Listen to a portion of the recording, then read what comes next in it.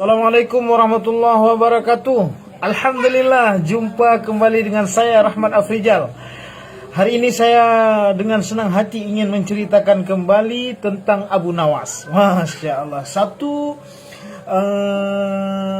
legenda dalam Islam, satu ulama dari Baghdad yang super gokil dan cerdas serta cerdik. Masya Allah.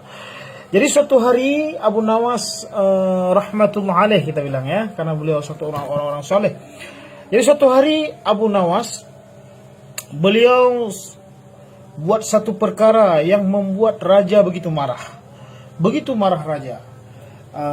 Lepas itu raja dengan murkanya memerintahkan para prajurit untuk menangkap Abu Nawas.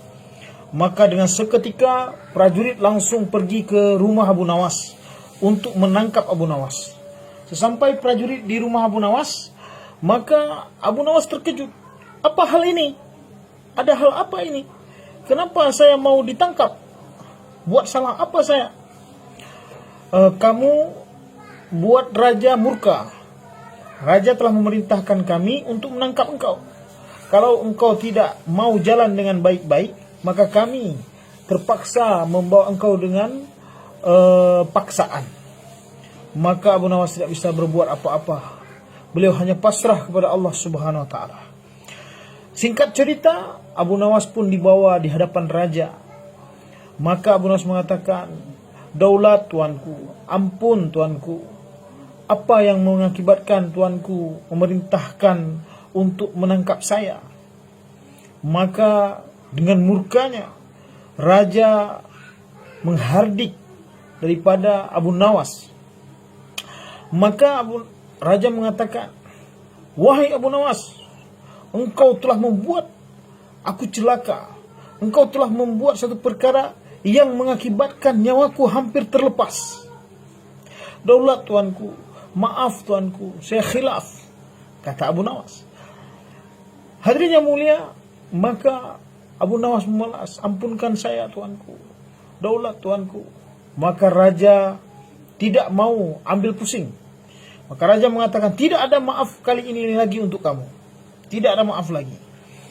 Wahai prajurit, tangkap dia. Bawa dia ke tempat eksekusi." "Daulat tuanku, ampun tuanku," kata Abu Nawas. "Dengan cara apa tuanku hendak membunuh saya? Dengan cara digantungkah atau dipancungkah?" Maka raja dengan pertanyaan tersebut membuat bertambah emosi lagi. "Tidak, aku tidak akan memancung engkau dan tidak akan menggantung engkau.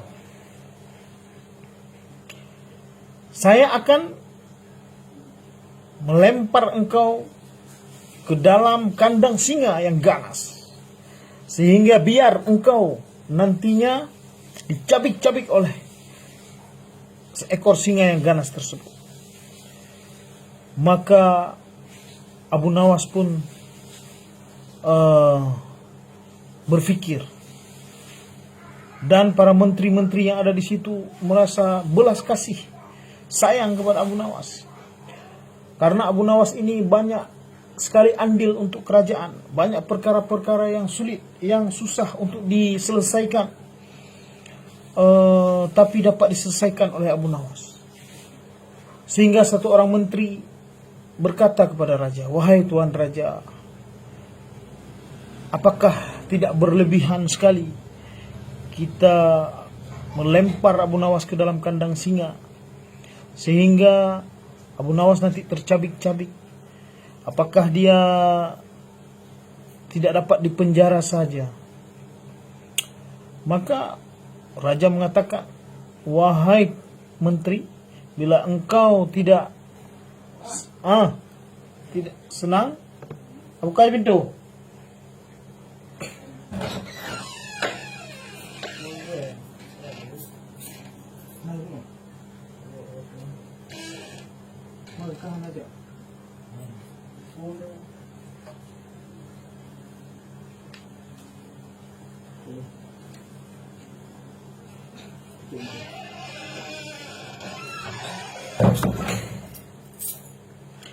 Kita lanjutkan. Jadi kalau engkau menteri tidak sanggup tidak senang kepada keputusanku, engkau boleh masuk dengan Abu Nawas, masuk ke dalam kandang singa tersebut. Maka menteri lesu terdiam.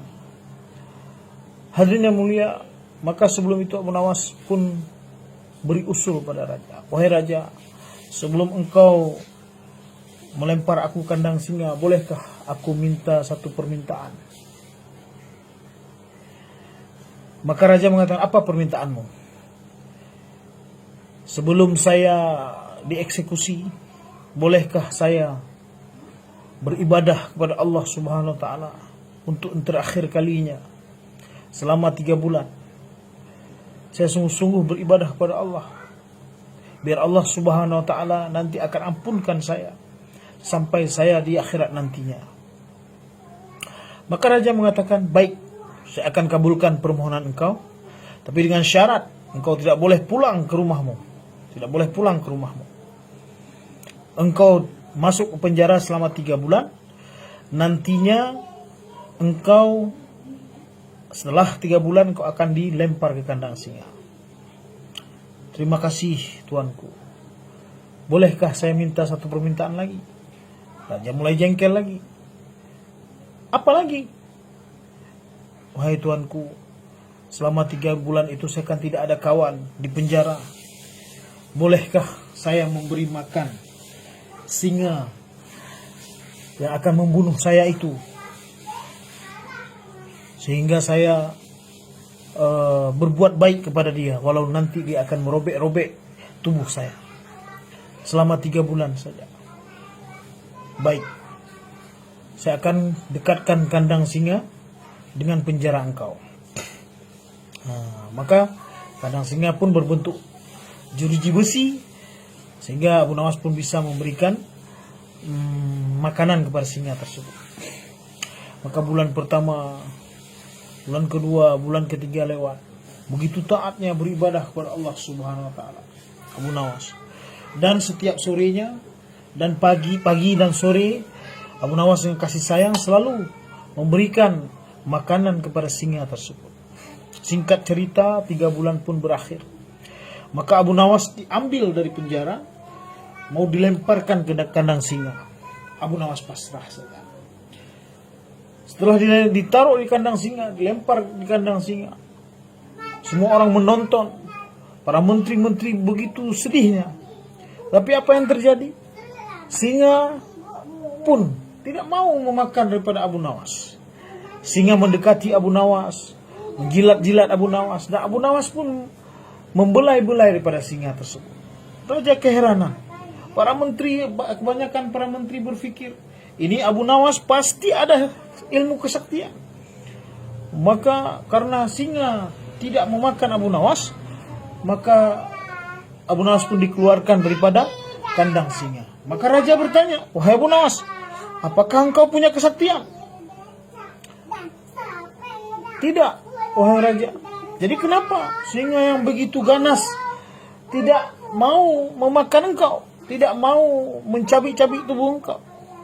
Wahai raja, saya berdekatan dengan singa dalam penjara selama 3 bulan. Saya selalu memberi dia makan, memberi dia minum. Saya merawat dengan penuh kasih sayang kepada dia. Maka singa itu pun selama 3 bulan setelah saya dimasukkan ke kandang dia merasa saya telah berbuat baik kepada dia, maka dia tidak mau memakan saya. Wahai Tuan Raja, ketahuilah, 3 bulan saja 1 ekor binatang, 1 ekor singa telah membalas budi baik saya. Padahal cuma 3 bulan, tetapi dia tidak mau mencabik-cabik tubuh saya. Dia telah berbuat baik kepada saya, berbalas budi kepada saya. Tidak seperti engkau, wahai raja.